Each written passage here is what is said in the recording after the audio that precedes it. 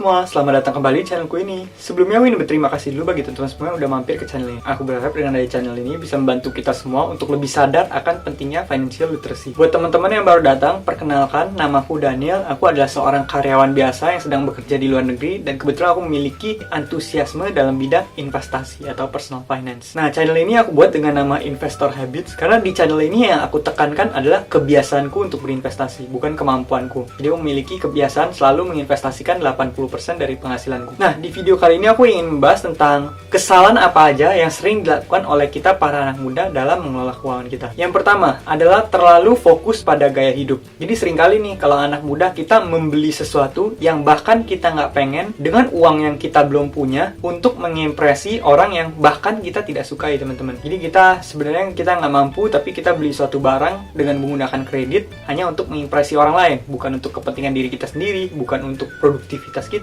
Nah, itu merupakan satu kesalahan yang benar-benar harus kita hindari ya, teman-teman. Selanjutnya, kesalahan berikutnya adalah tidak mempelajari tentang literasi keuangan atau tidak memiliki kecerdasan finansial. Yang namanya investasi itu sifatnya compounding ya, teman-teman. Jadi semakin awal kita mulai, efeknya bakal semakin gede nantinya karena sifat bunga berbunga. Kalau teman-teman belum tahu apa itu compounding, teman-teman bisa cek ke video yang sebelumnya. Sahabat terbaik dari seorang investor itu adalah waktu. Jadi semakin banyak waktu yang kita berikan ke uang kita untuk bekerja, maka uang itu akan bekerja dan menghasilkan jauh lebih banyak uang lagi, teman-teman. Makanya itulah kenapa kita perlu berinvestasi sedini mungkin. Jadi lebih awal akan lebih baik. Kalau ditanya kapan waktu terbaik investasi, ya jawabannya adalah 10 tahun lalu. Waktu kedua terbaik adalah sekarang. Nah, jadi kalau misalnya kita bisa berinvestasi dari muda, itu akan sangat baik ya, teman-teman. Berikutnya, kesalahan berikutnya adalah kita tidak melakukan analisa sebelum membeli suatu instrumen keuangan. Yang namanya kita mau berinvestasi, kita harus melakukan analisa yang mendalam dulu, teman-teman. Kita nggak ngerti produknya, kita main langsung beli aja. Jangan misalnya dengerin teman bilang,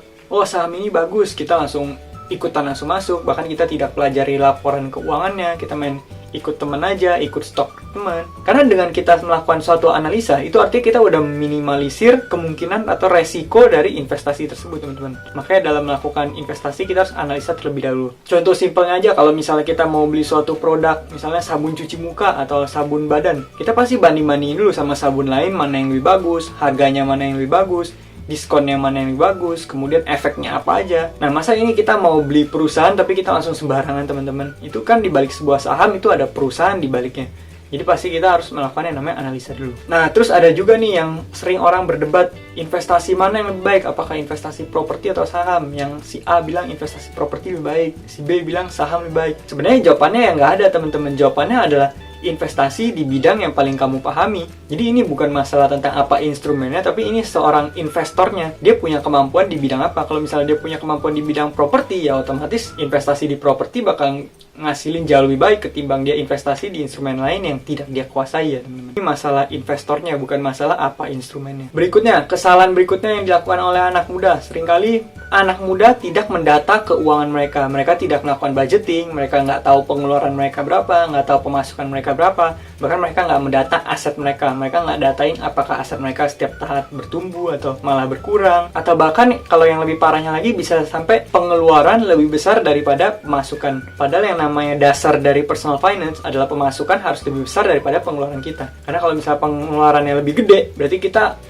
nggak surplus ya, teman-teman. Setiap bulan kita defisit jadinya. Nah, dengan kita melakukan budgeting ini, kita jadi tahu nih uang kita kemana aja, terus uang kita pemasukannya berapa, pengeluarannya berapa, terus setiap bulan kita bisa tahu apakah aset kita selalu bertumbuh atau enggak. Kita bisa kontrol investasi kita. Jadi yang namanya budgeting itu perlu banget untuk mengontrol keuangan kita. Nah, sekian adalah kesalahan-kesalahan yang sering dilakukan anak muda mengenai keuangan. Semoga channel ini bisa bermanfaat. Oh iya, teman-teman, aku juga pengen ngucapin terima kasih buat teman-teman semua, karena dengan bantuan dari kalian semua, TikTok kita berhasil mencapai 100.000 subscriber, teman-teman.